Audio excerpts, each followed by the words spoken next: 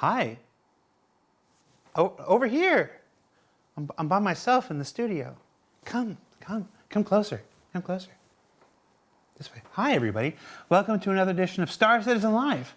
I'm your host, Jared Huckabee, and if you've never seen Star Citizen Live before, it's where we take about an hour at the end of our week and we chat with some of our developers. For the first time since we moved into our lovely only constant spaceship, every single one of our guests are remote. They're calling from their homes, from their offices. Mike is probably in a back alley somewhere. We'll find out. Allow me to introduce you to many, but not all, members of the CIG narrative team. Hi, people. Now you're on the screen. We've got Adam, and we've got Will, and we've got Matt, and we've got Mike, and we've got Dave, and we've got Jeremy. And that was in no order whatsoever. And just to clarify, we all could have been in the studio with you and chose not to. You had the canoe ready, just... They were like, we'll fly all of you out for this, no expenses spared. And we were like, no, thank you. Yes, because I won't talk about the predisposition of airplane tickets. It was a polite but hard no. It's one of those things. Here's a little inside baseball. It's really hard to get approval for an airline ticket. Sometimes there's a lot of things, but it's like, if you're going to travel, like you need to detail many values and rules to do it. I don't think appearing on the show is quite enough, unfortunately. It's just me, especially when they know we can do this.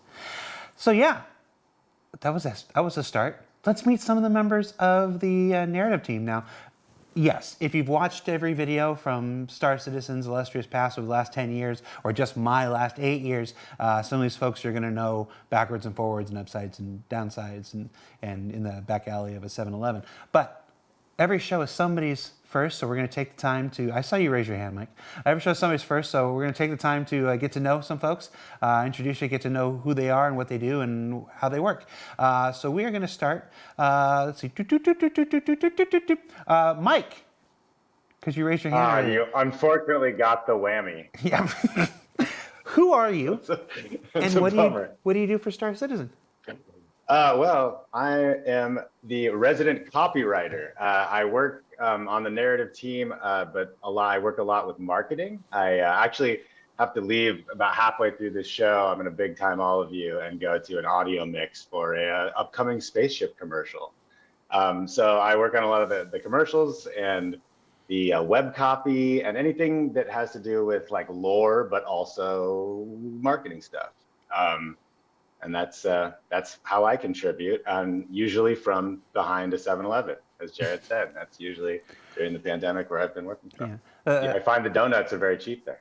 The titles here, I'm fond of saying the titles are basically where you start. They don't generally define your overall scope and responsibilities.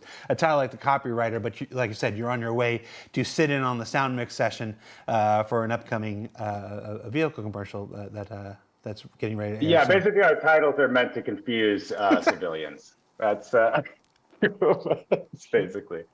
It's very secretive. Right. Next, let's go to Adam. Adam, who are you and what do you do? I am a lucky member of the narrative team. I've been here just about as long as you, Jared, about 8 years now, which is crazy to think about. So I just tackle any and all writing tasks that come my way, whether it's mission text or barks, dialogue, in-game item descriptions, lore posts, jump point posts, whatever. I've touched a lot of different things. So that's what I do. Do we have the big camera? I'm not seeing Adam on the big camera. You just see him in small. The big camera's not working?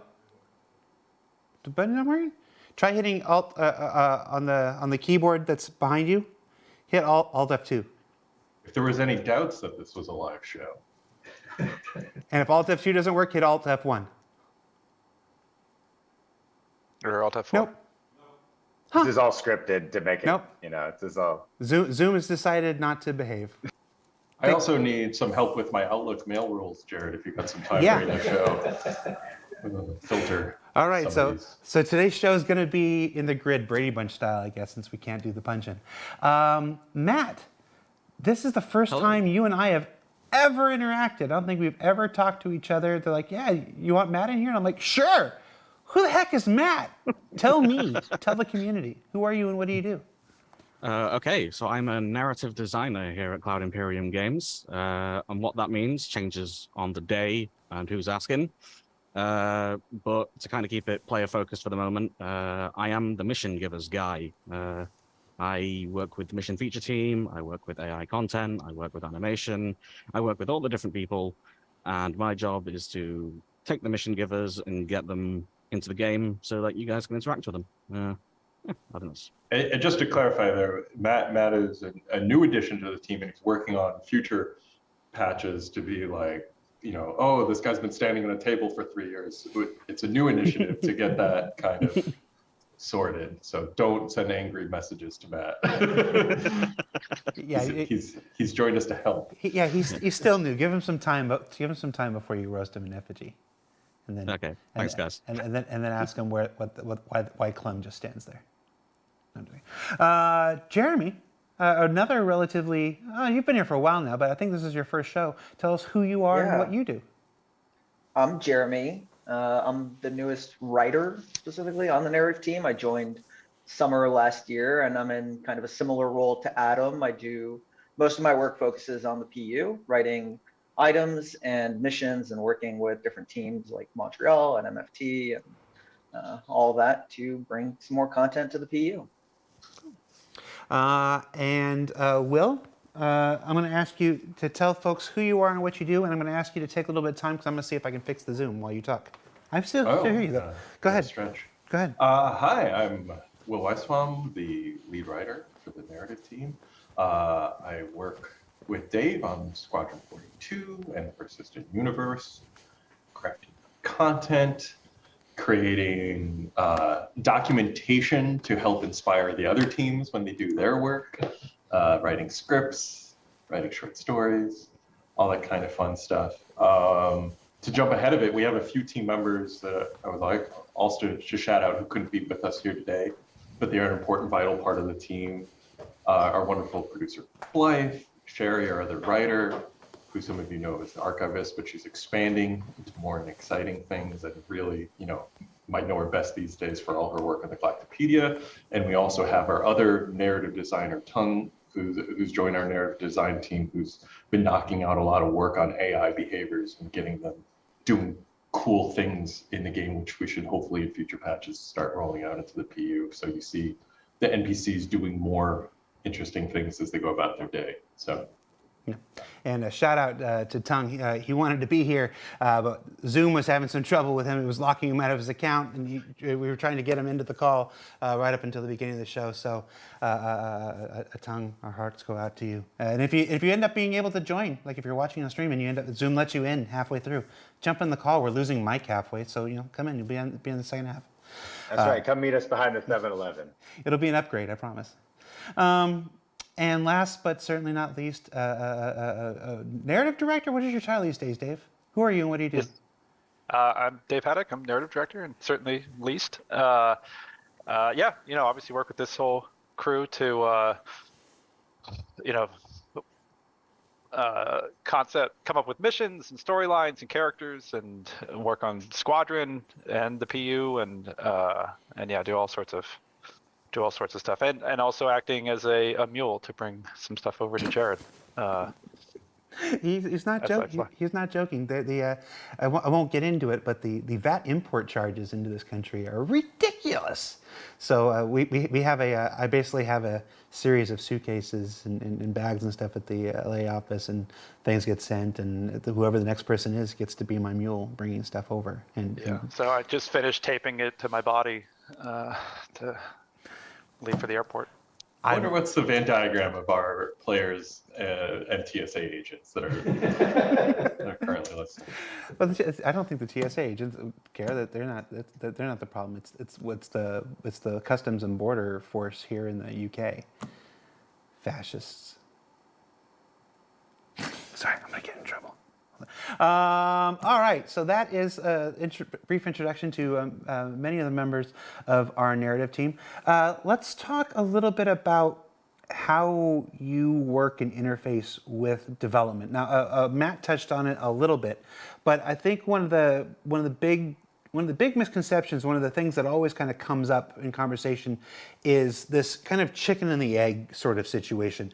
Do things start with story? Do things start with an idea from the narrative and then that gets handed to the developers and they take it and run, or does a designer or an artist or whatever go and make a thing and then come to you and be like, I need you to retroactively make this fit and work within our universe? Let's talk about that process. I'm willing to guess it's probably both, but what can you say? I'll kick it off. Yeah. Basically, it's usually both, a little bit of both. Sometimes, because we've been building the lore of the universe so expansively for the past 10 years, there's a lot of stuff that we've already established. So sometimes it's about taking something like that and, the designers finally getting around to building it, so they have kind of they're working off of a loose narrative framework of what a planet was intended to be or conceived of or something like that, and then they use that as a launching place. And then of course we work with them, because one of the things that we've always been trying to do is be very cryptic, as far as not necessarily like trying to infer tone or characters as opposed to specifics. So we give the artists the ability to be creative and apply their skills to it to make it even better. So usually it'll be like, hey, we're going to build this planet. Here's the established lore for it. Here's what we were sort of thinking, and then working with them. And then sometimes it is, hey, we've got this new mission idea that we want to do. How can we incorporate it into the universe or location or whatever?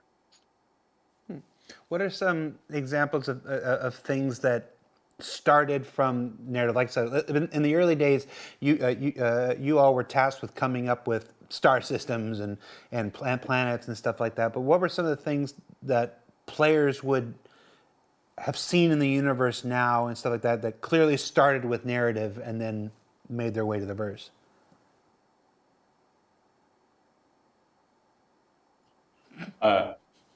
Stanton system. Yeah.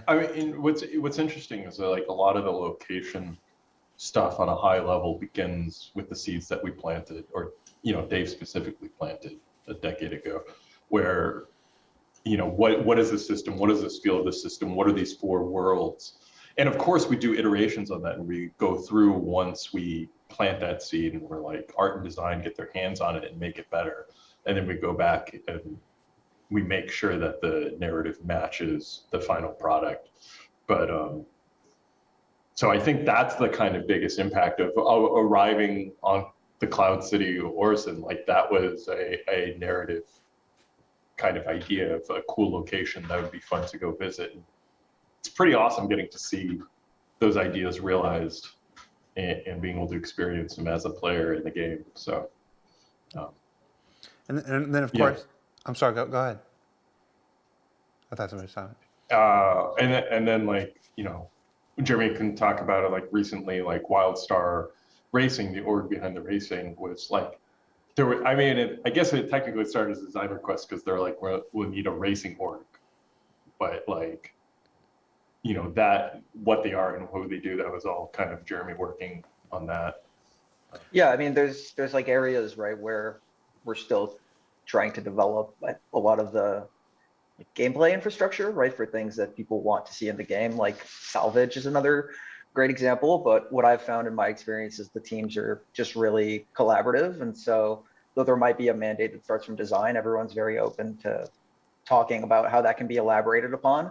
And I think the biggest constraint is less like where do the ideas start and more what do we have the ability to execute on in terms of like scope management. And so Salvage and Racing both had contributions where I think we got to work, well, on those missions in particular, I was doing a lot of the writing and got to work really closely with those designers to integrate the lore and the design and make sure that they each supported each other. Yeah. Let's talk about that process. So a designer comes to you, or a director or whatever, they say, hey, we want to develop on the 319 roadmap, for instance, let's go ahead and talk about that. There are new Salvage missions. salvage specific missions. So let's keep on that thread. That way we can keep this to stuff that's coming in 319. The request comes into you we want to add some salvage missions. What do you have to do to support that from a narrative standpoint? Yeah, I mean, I think usually it starts off with a meeting of some kind, which I know everyone in the community loves so much. But once we've had an opportunity to kind of sync and see what they're thinking from a design standpoint, it's about looking at the lore we have that's already established and saying what exists that can support it. And if there are opportunities within that, then we try to kind of build upon that with either the mission premises that design has already come up with, or by suggesting new mission premises within the scope of that activity, like Salvage, which grew in that process. Give me some specifics. We're weapons free on the salvage missions. They're announced. They're on the roadmap.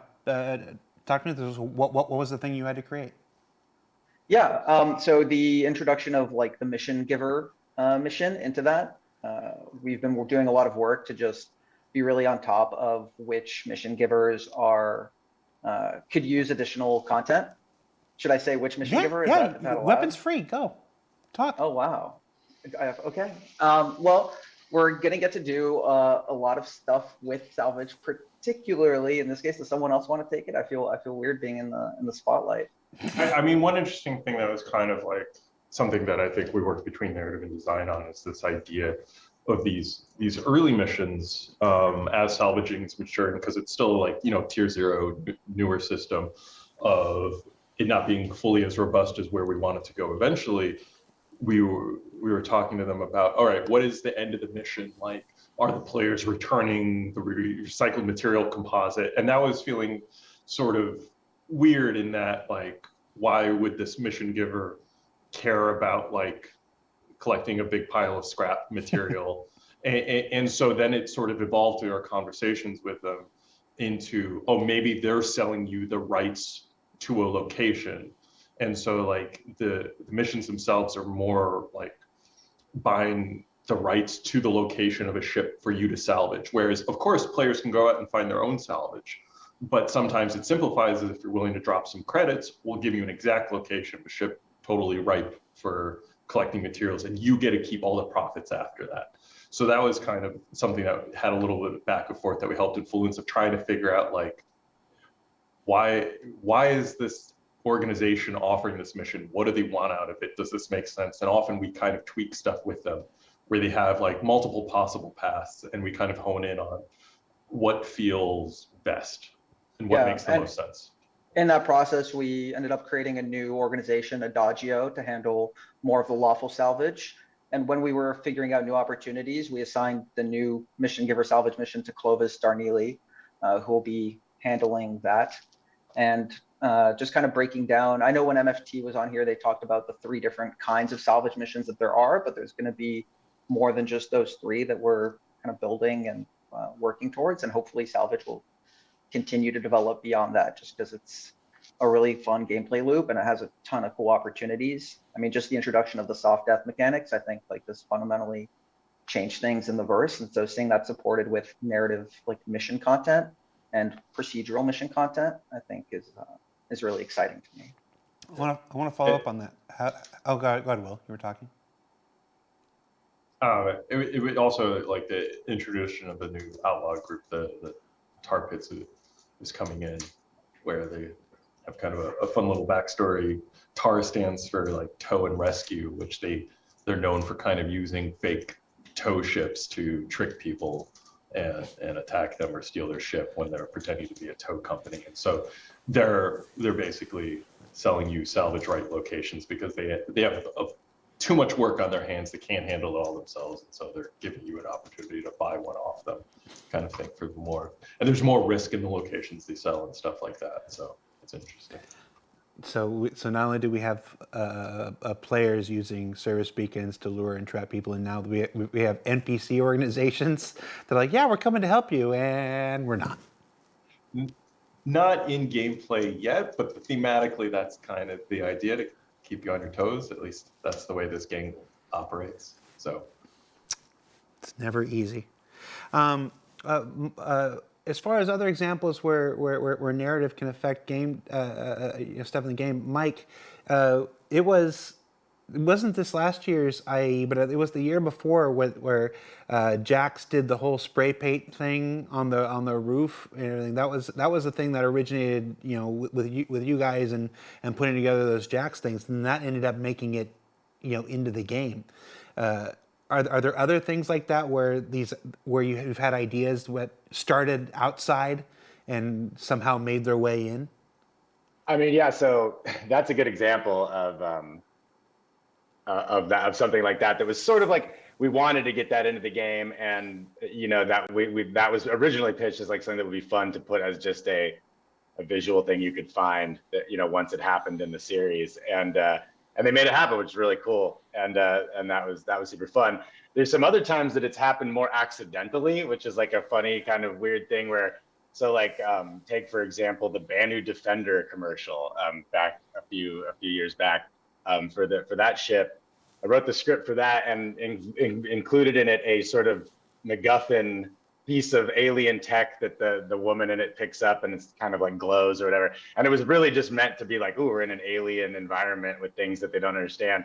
It was really, and props came up with this weird little piece of tech, this weird little cube, and really just a throwaway thing in this commercial to like establish tone.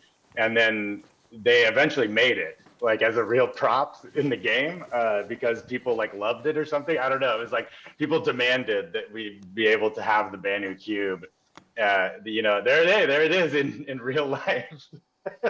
It exists in real life now, that's really crazy that it's like come full circle and something that was totally tossed off in a script. And similarly, in the the Prowler commercial, in the original script, there was supposed to be these mercenaries that had on their face masks was like painted as sort of like vaguely avian, bird-like thing, sort of almost like skull-like. And it was, again, just sort of supposed to be a flavor detail because the Tavaran are like these, bird-type aliens, and it was meant to just kind of be evocative of that. But characters came up with like a really cool-looking helmet. They kind of like took it and ran instead of just having like a decal. It was like they kind of created an entirely new thing. That then like everybody was like, oh, well, we want that. Like everybody's going to want that. So we actually made it as an armor and then had to come up with lore like retroactively for like why this there. Oh my God. I did not know that existed. This has not been planned. This has not been planned. Just good. But everyone just started throwing out items and see if Jared. Yeah, just continue throwing out things and see if I have them in here. Banu, frozen Banu. No, but full-size frozen Banu. No, but so there we go. There's a great example of that. And then we had to like literally come up with some lore for like what company put that out and why they did it, and because again something that was meant as just flavor in a commercial then became like a real life thing in the game and in the world of the game. So it's kind of like these things can come from accidents and then end up in the game, or things that we generate as background details and then become like fully fleshed out things. Adam was the one who figured out who made it and what was it called. Yeah, exactly. I'm just like crude armor, I put it in the script. my giant gargantuan melon head doesn't fit. Well, that's meant for a Tavaran, obviously. Apparently. Let's move on to talking about, because I know we're going to lose Mike here in a little bit, about how you work as a team. Walk me through a typical day, or maybe that's a little too granular, a week in the narrative team. Do you go off and work on your own and then come back for syncs? Do you pair off into tasks? Talk to me about how the team dynamics work and how you guys work together. Shame Blythe isn't here. She would be able to walk you through it step by step. That was a question for the producer, and the producer in here. So. Yeah, we actually don't know how to do it ourselves without Blythe. Yeah, we're very confused. I mean, usually standard week, we kick off on Monday mornings with kind of a stand-up meeting with everybody, kind of talk through like what are current tasks that are on the docket, if there are any major priorities, if anyone's been working on anything that has got blockers or there are issues that have come up with kind of talk about their goals for the week and stuff like that. And then that ends with a fight club. But basically we kind of will assign tasks. Again, we have a lot of different requests coming in on covering a lot of different, I mean, as everyone's been sort of saying, like covering a lot of different topics. So it can be a bunch of item descriptions, proposals for mission types, new organizations, rep charts, scripts, meetings with design to talk over, level reviews, stuff like that. So it's kind of one of the fun things about this job is that you can't really, there's no such thing as a standard week. You're always kind of getting weird curveballs, and there's unusual things to be working on and kind of to switch up your mindset and stuff like that. So which can be a blessing and a curse at times, but it certainly doesn't get boring. But then we basically, everyone just kind of goes off and starts tackling the things that they were looking to tackle. And, we will source each other if we need to, and reviews kind of move up the chain. So we'll do rewrites and iterations. And if it requires syncs with the outside teams or dependents and stuff like that, or stakeholders in it, we'll have those meetings. And then, by the end of the week, we have a thing, it's called our weekly narrative jam, where we basically it's an opportunity. It's kind of a scheduled hour-long meeting where we can bring the entire brain trust together. And so if people have questions that they want to kind of put to the entire group of like, hey, how does mustard exist? And if mustard does exist, what kind of mustard is it? Have we finally kicked spicy mustard to the curb? Are we finally embracing yellow mustard for the great condiment that it is? That type of thing. And then talking it out, or it just becomes an opportunity for everybody to kind of hang out and, talk movies and, exchange memes, stuff like that. We have finally cracked mustard 900 years in the future, by the way. Just a spoiler alert, but we have. I literally said if I just sit here quietly, Mike's going to follow up on the mustard. And that's exactly what happened. Jared, you know me too well. I miss you, man. Likewise, man.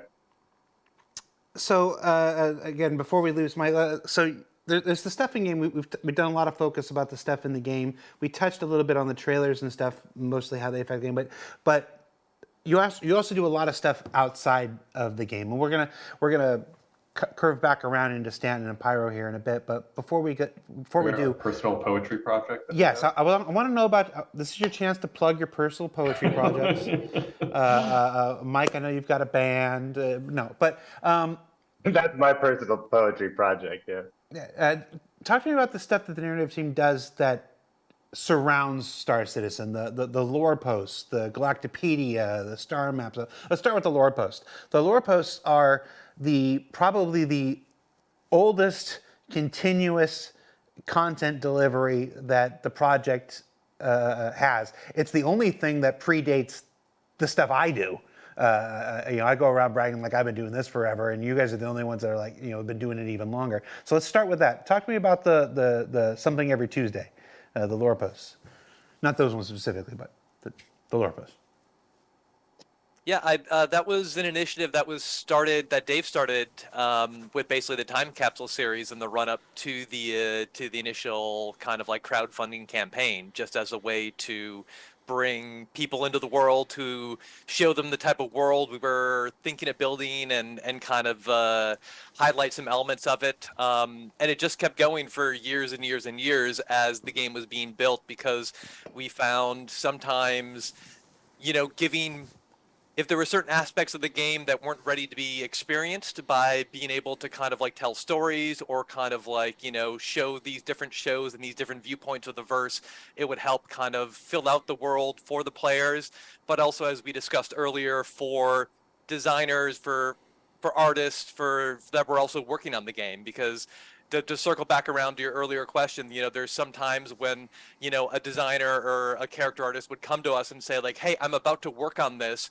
What have you established? What can I read? And then we'd have all this kind of like backlog of material you'd be able to feed them, which would then kind of help them do their job, or at least kind of like put them in a certain direction. So we just found it was a really fun way to kind of get people into the world, to kind of introduce them for them, and this extended into Jump Point, into the lore pieces that we have there, the different adverts for some of the subscriber items or stuff that were always in Jump Point. Is like whenever we had a chance to just make the world seem alive from different from angles, we decided to do it that way. So yeah, whether it's an SET, which is a fake, kind of like TV talk show that or a TV talk show, and in that current age, or whether it's Parker Terrell and the Plain Truth, spitting conspiracy theories about the future, or news post, it was always a really fun and interesting way to kind of like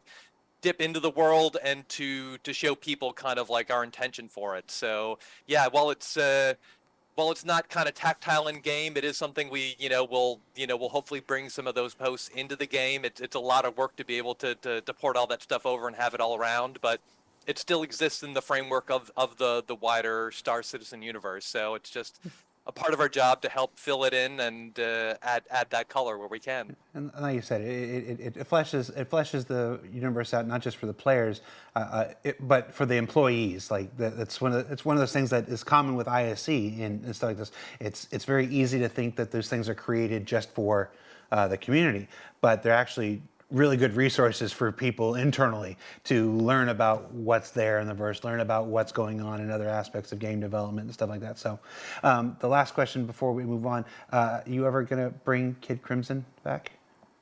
We're gonna do more Kid Crimson? Yes. Yes? Okay. There's I think the answer to that is he never left, Jared. I mean, That is true. he is now Team Crimson. Like Team Knight Rider? Awkward preteen Crimson. Oh, Teen Crimson. Okay. Oh, Kid Crimson. I gotcha. Sorry. Took me a while to get there. I'm sorry they can't all be mustard jokes.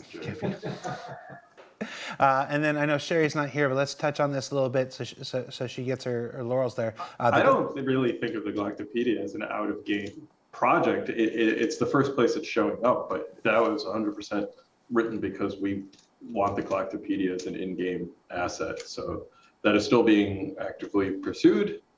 So that is our goal. But what is it? But in the for people meanwhile, that have while never we're heard of working it? on that. So the Galactopedia is our in-lore encyclopedia, and it's a collection of articles about a lot of different topics that you can imagine in the universe, from important people to companies to locations. So it's all kind of in there, housed in lore at the Ark, which is a large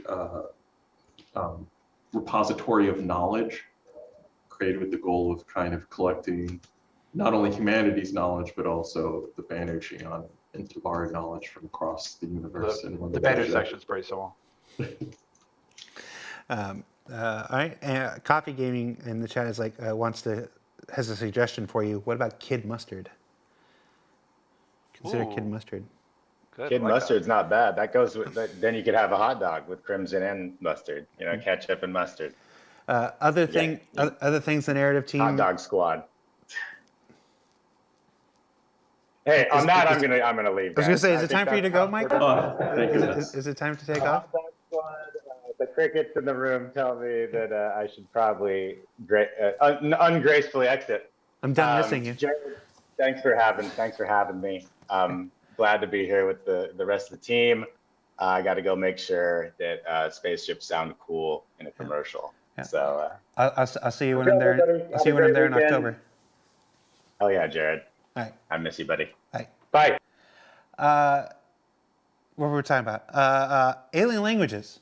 So that's another big one. Not every game has fully developed and fleshed out, or maybe not fully, but incredibly fleshed out and developed alien languages, and we're working on several. Talk to me about that initiative.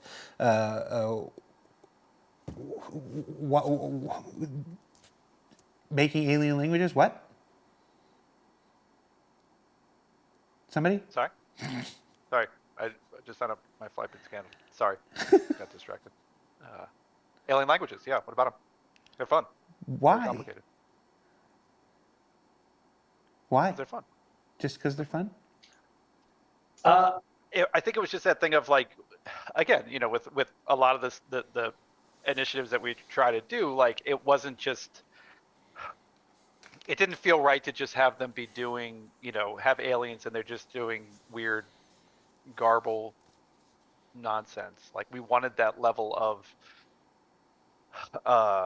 immersiveness of, this is a civilization, and one that players are going to have interactions with and stuff like that, and wanting to again make it feel like it's real and believable and stuff like that. And it again, like as we started working with Britton, our xenolinguist, to kind of develop it, like it opens up a lot of really interesting possibilities, from environmental storytelling to interactions, and as ultimately our environments of being able to have looking for opportunities where a player's understanding of a language might give them an edge. Like it won't, again, we're still trying to figure this stuff out, so it's not necessarily like, oh, you have to learn a new language in order to benefit, because I barely struggle with English, but like opportunities where like it gives you just a little bit of insight or a little bit of more character or backstory or something like that, because I can understand Xi'an or read Xi'an, and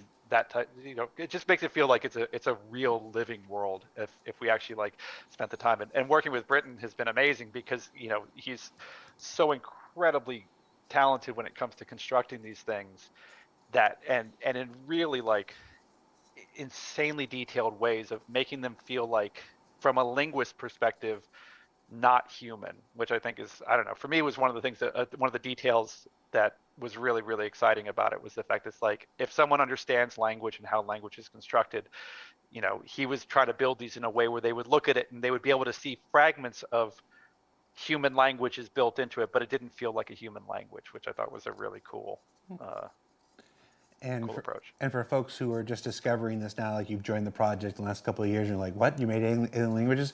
You can check out the YouTube channel. There's a playlist of our Xi'an alien languages primers.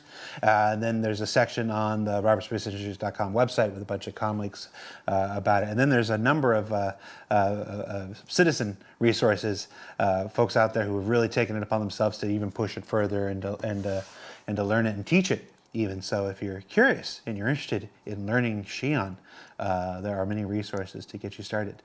In addition to the Xi'an, we've also explored what other languages have we begun to flesh out? Xi'an and Banu have been released as guides to the community, in the form of the Rust Society Guide to Banu, which is a really wonderful document for diving into the culture and touching on what Dave said. Like developing these languages have really allowed us to think about these species in ways that we wouldn't have, just coming at it from our more gameplay mindset, or even like creating a full verse and talking about politics and stuff. Like Britt, a lot of times for his language development, needs to know details that we wouldn't really dedicate time on, of like, how, can Banu choke on something? like that was a question, because he was going down like this word development and was wondering, would he borrow humans' word for choking, or would they have their own word because they can choke on stuff all the time? And like okay, sure, like let's have a fun 15-minute conversation about this. So that's been great. And then kind of all not as public so far, we are developing additional languages for ancient Tavaran, which in the lore was used pre the first two Tavaran wars and kind of fell out of favor, and has recently been having a bit of a cultural resurgence, as well as the Tavaran there's been a growing movement to reconnect with their cultural past. And then also, of course, the Vandal is being worked on. So I'm remembering Young Disco and his little Klingon dictionary by Mark Okrand way back when. I'm not asking to commit to anything now, but I mean, it would be interesting to explore the idea of eventually like publishing a Xi'an dictionary or something to go along with it. Something you can take with you on vacation and just go through, with all the spare time we have. That Rust Society guide has a pretty extensive Banu language dictionary in there already. It's not completely filled out, but when it comes down, it's become a great resource for us because as we develop and release more Banu items like knives or weapons or ships, we'll often refer to that dictionary as a source of inspiration for what a name might be or things like that. So it's yeah, and that document is extremely long, and a lot of it is cultural, just to kind of give you an idea of who the species is, like Will was saying. And then there are just pages and pages of these are the literal translations, and sometimes going through and just seeing, and this is what the Brit's brilliance is, like a word or what it's related to or how it ties into this or that, I think gives an insight to the species and stuff like that. So yeah, it's very informative and very interesting. So let's move into the PU now in this current state. So if somebody joins the project now or recently, i.e. Fleet Week, whatever, the 318 coming out, and they're coming to the Stanton system for the very first time. Obviously, we can't go through everything, but give us a primer. What is the Stanton system? What's going on? What's life like? Who's in charge? Brain dump us here. Give us a primer for an introduction to the Stanton system here, from a story perspective. Jeremy, you just dived into all this. Jeremy, start us off. What? Sure, yeah. So the Stanton system is kind of like a divided corporatocracy where all the major planets are owned by mega corporations after having purchased the rights to these planets and kicked out some illegal settlers and all that. They've taken these planets and turned them into HQs for their companies that also work as full cities with governments. And as you might expect, a lot of these companies aren't great at being governments. They're not necessarily doing the best job. And so within that, you have a lot of discontent brewing amongst different parts of the populace for various reasons, as well as a lot of criminals encroaching, whether from nearby unlawful systems or just within Stanton itself, where there's not yet a massive lawful presence as the companies are figuring all this out, trying to take advantage of the opportunities and the commerce that's available to be pirated, stolen, etc. That's all transiting through that system. And Jeremy, since you're new here, I'm going to try something. Nobody else help him out. What happened to Tessa Bannister? Where's Tessa Bannister? I don't know. See if maybe I could trick him into revealing something. Anybody else want to help? Every time you're on the show, it's already happened a number of times in the chat. See, the chat's like, Jared! Like, who is Tessa Bannister? Who is Tessa Bannister? And will she ever come back? I have to ask. She's still there. I talk to her all the time. Did you all just upset her in some ways? She doesn't want to talk to you anymore? Wait, is she not working? Was there an issue council report about this? She's supposed to have been there this whole time. What do you mean she's not there? She is still very much on our minds. I know, Matt, you have some feelings. There have been conversations about Tessa. Someone who played the game back in the 2X days. I think it goes without saying I'm excited to see her back. We're talking with the other teams about what would be the best way to do that. We don't have anything concrete to tell you yet. But I think we all know we want it back. We know you guys want it back. I know it's not the answer everyone wants to hear, but there is a plan. I was gonna say at this point she's gonna have to be revealed to be the brainchild behind Xenothreat or something. Just this, the massive end boss at the end of everything. That's where I disagree too. There was some technical things involved with the decision to remove her from the first place, and then it's always about that. We have the same bucket of people working on a bunch of stuff. Then where does Tessa fall into their schedules? Because missions have come a long way since she was introduced, and having to refactor her kind of set and adding new stuff and really making her the character we want her to be in the game. It takes a little bit of elbow grease. So it's not as simple as flipping a switch back on in order to get in the game again. So it's taking us some time. We have it in the backlog, and hopefully we'll be slowly moving it to the pipe till we get to her. So Chad is asking what Tessa's favorite mustard is. You have to see. Say that. You're not going to tell people. You're not going to show people. Don't do that. Besides the 4 big corporate giants who own the 4 mega planets, there are also other organizations floating around. There's Grimhex and and as a location, and then there's Ninetales and Xenothreat roaming around. Give us, tell us, because we're bringing back Xenothreat and Ninetales, Lockdown, and stuff like this for folks again who are joining and whatnot. They don't know the history or don't know who these people are. Somebody introduce us to Ninetales. Who are they? What do they do? What do they want? What the Ninetales want is a bit unknown at this point. They God damn it. There's a Answer the portfolio question, written Adam. about them. Yeah, I think they've been working towards that 10th tail. I think that's been. But yeah, there's a portfolio on them where they started off as kind of like a for-hire kind of like gang that was out there pulling big jobs in other parts of the UEE, and for some reason decided to settle at Grim Hex Station and take it over and take full command of it and focus all their efforts in and around the Stanton system at this point. So the reason behind that decision, or what's kind of going on with that, is still up in the air, but they're causing a lot of headaches when it comes to the Stanton system in general, because Grim Hex is technically in the control of the Crusaders planet, and they don't necessarily have the best security protocols or desire to do it, but with it obviously being a quick QT to go to any other place in the system, it's easy for them to go hit another planet, hit their infrastructure, hit their shipping lanes, and then just duck back to Grim Hex, where Crusader doesn't seem to want to do a full-on assault on their own, and the other corporate entities in the system don't seem to have the muster to want to get together to try to take on the program.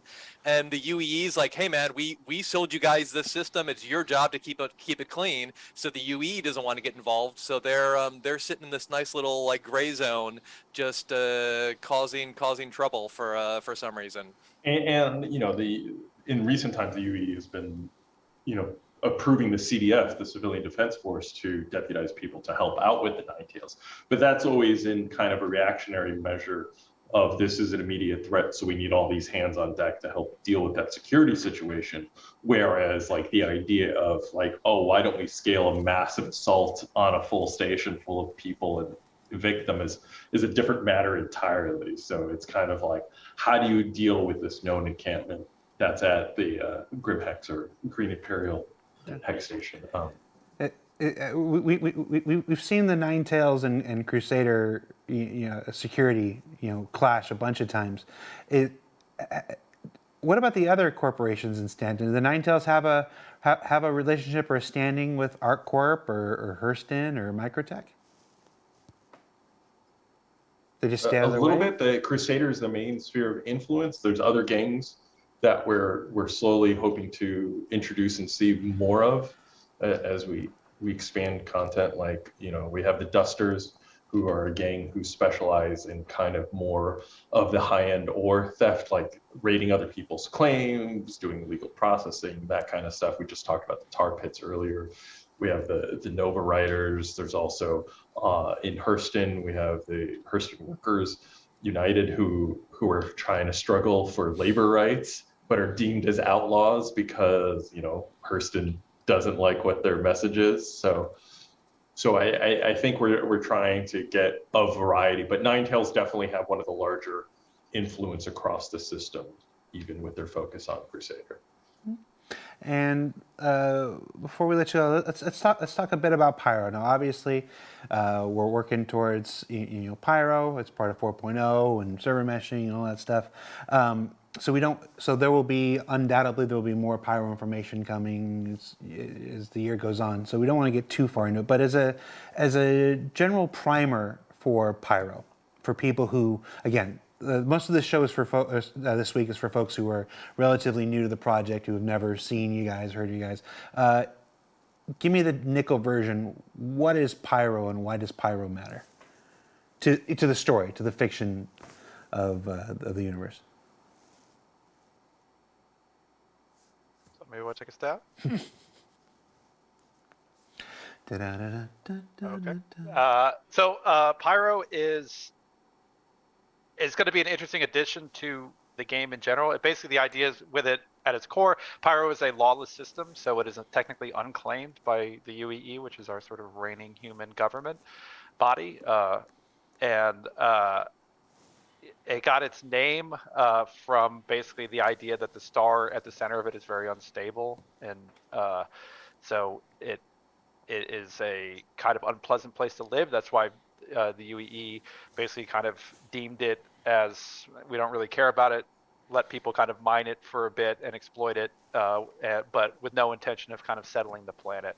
So with that sort of vacuum of authority, it became a place for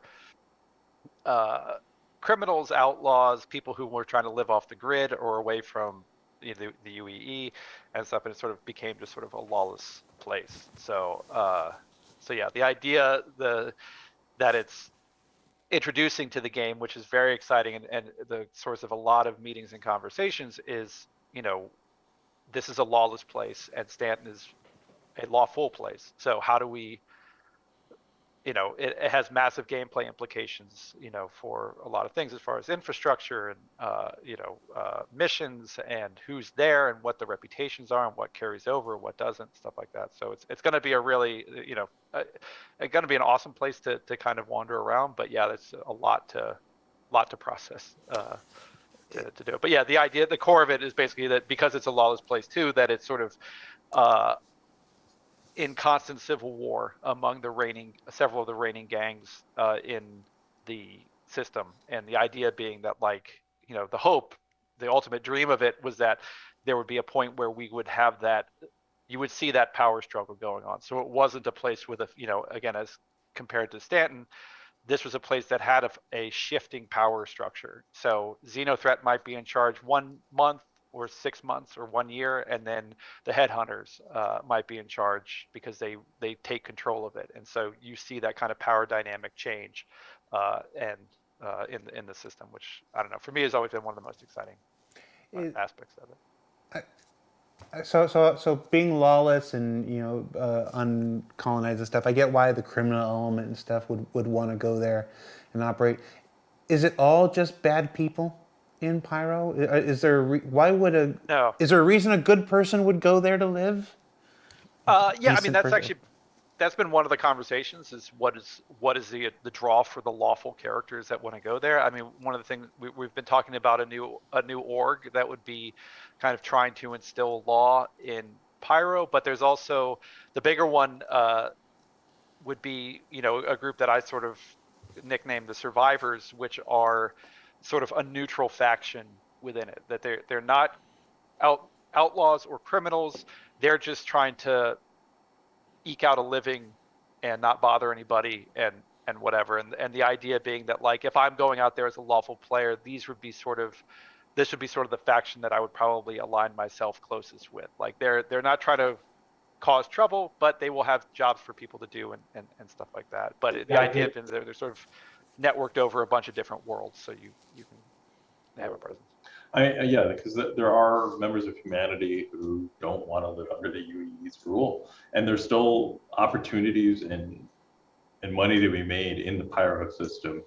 We've kind of identified on the narrative side these kind of historical waves of interest in the Pyro system, first discovery of the system and Pyrotechnic Amalgamated moving out there trying to get as many resources, and then a big push when shield technology improved and all of a sudden it was safer to fly in Pyro closer to the flare store, and that brought in more people. And the discovery of new systems that connect to Pyro have brought with it a new wave of interest of people looking to get the resources there, make profits in that system. And like when the Stanton system really kicked off, all of a sudden there was another renewed interest because, Stanton system's an economic powerhouse in the universe.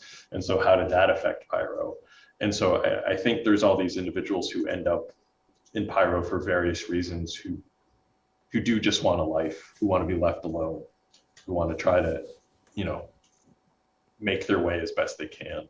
And so hopefully the players will be looking either to help them out or severely take advantage of them and make their lives a living hell. So we'll see what they want to do. That's a good point. I hadn't actually considered that there's intrinsic value in Pyro and not wanting to live under UE and stuff like this, but there's also what Pyro helps you get to. The other systems beyond the things that you get access to by going through Pyro.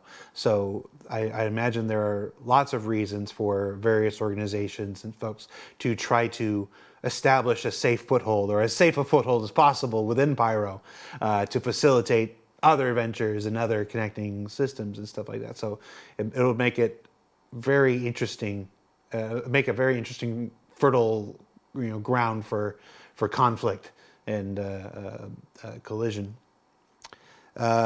We touched on Xenothreat. Xenothreat keeps coming into Stanton and stirring up stuff. We ever going to get to return the favor? Maybe.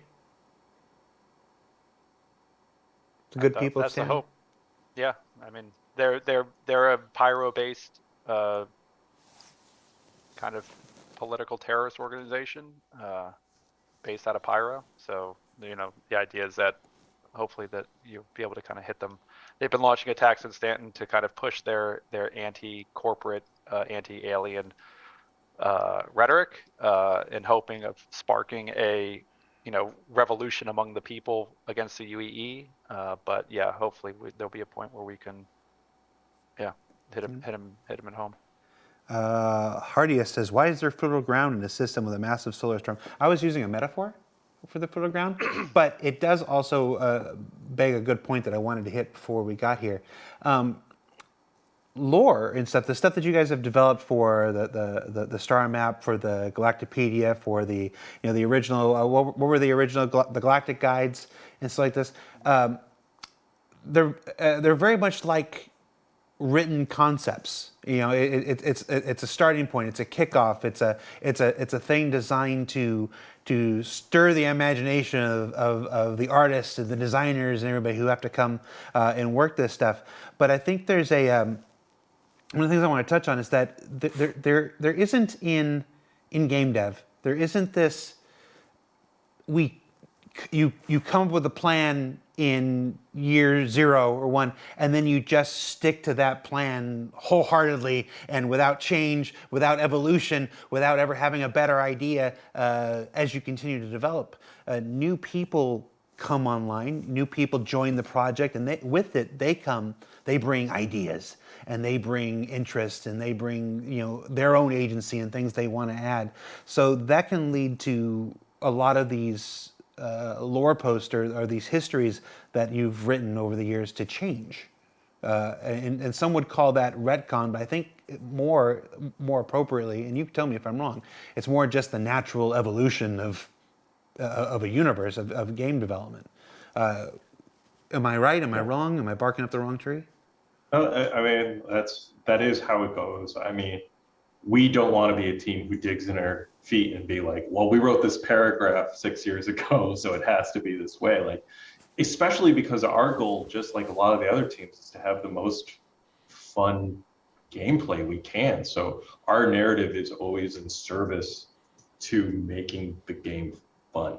And so, with Pyro, we talked about this a little bit, but it turns out that it's more fun for some of these worlds to be slightly less harsh than we had originally envisioned, for them being a little more forgiving environmentally, so that some of our other gameplay systems can exist there. So, we're looking at adjusting those original write-ups. Like a lot of the how harsh the system was had to do with our very original idea that landing zones were going to be fairly limited. And of course, over time, as the amazing planetary tech team has come in and created all these fun sandbox environments, we want to be able to take advantage of those. So we still want to have those harsh environments. We still want worlds like that you go there and you have about 10 minutes before your health systems are going to kick in and start killing you. But like, we also want to scale back the other side of it and have areas where players can do missions more on the surface than we originally thought. And we're also coming with in-between ways of how to have, like, are there ways for outposts to survive on these really harsh worlds, and talking about that with the design teams and expanding those systems. And on the subject of retcon, I guess we always do try to avoid retconning when we can. Like for the Regen Tech's a good example of where we introduced it as a change that was happening for the characters in the universe. But sometimes when it's like the temperature of the planet, we weigh it like, is this something that happened now? Is this a new development? Or is this something how it has always been and we need to do a retcon and have it be that the old facts never existed? So we try to avoid that when we can, but a lot of times it's unavoidable, and that's just the simplest solution to go forward. Well, you know, that's why I'm prone to saying we call it game development, not game construction. It's there's this idea, a myth that a plan is put in place before a game is started, and you just spend the next 2 years, 3 years, 4 years, in our case 10 years, whatnot, just executing that same exact plan that was laid out before. But proper development is about incorporating all of the ideas and the feedback and the lessons learned along the way, and that applies to summits as well, for folks who watched yesterday's ISC and came away thinking, oh, they're just starting on this. It's like, no, they've been on it for years. The summit is about taking the lessons that they learned through PDS and incorporating it and adjusting the plan where it needs to be adjusted and reinforcing the plan where it's like, yeah, that absolutely worked the way it was, and continuing to go from there. I think I was looking at the comments, and I think a lot of people took the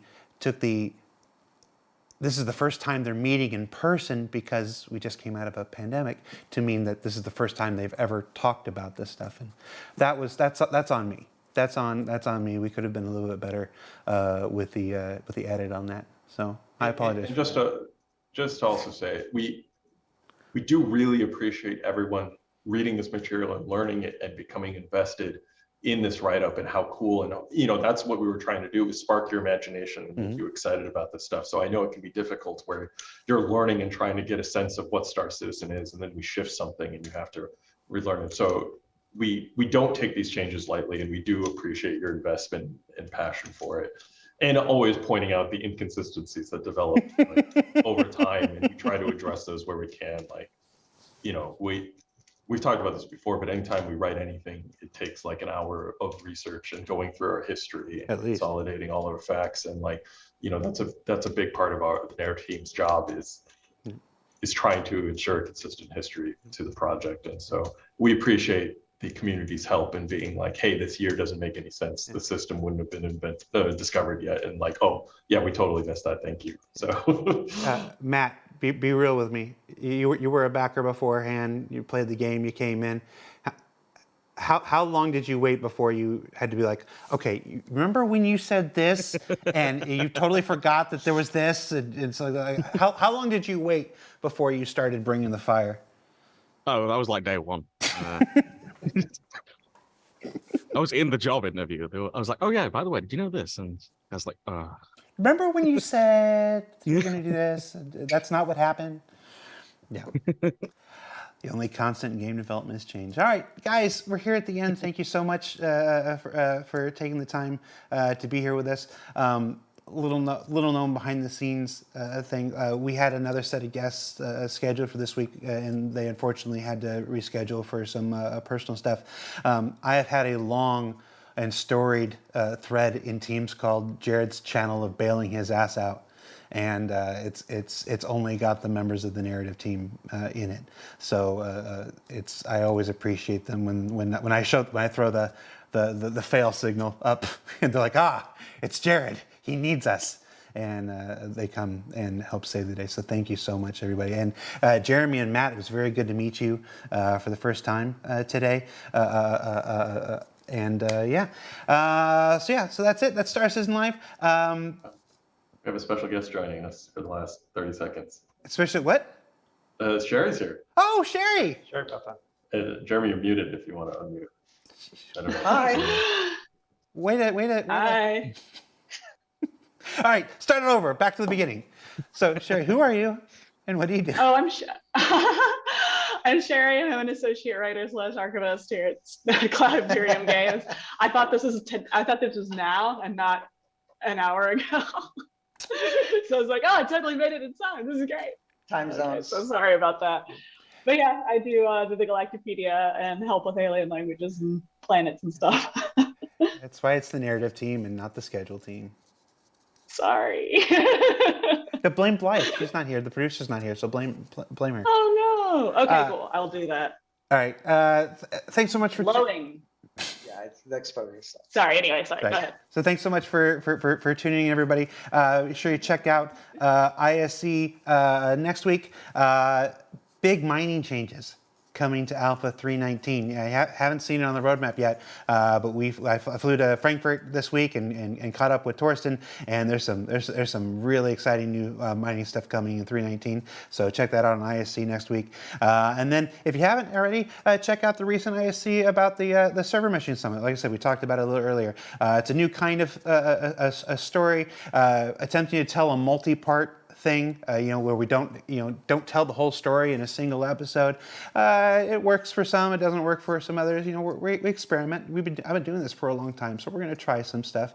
If you didn't like it or whatever, you should absolutely blame me. The developers are doing wonderful work, and they've got some great updates coming. And we'll revisit the summit here in a couple weeks, and you'll see more of what their conclusions were and what they came to.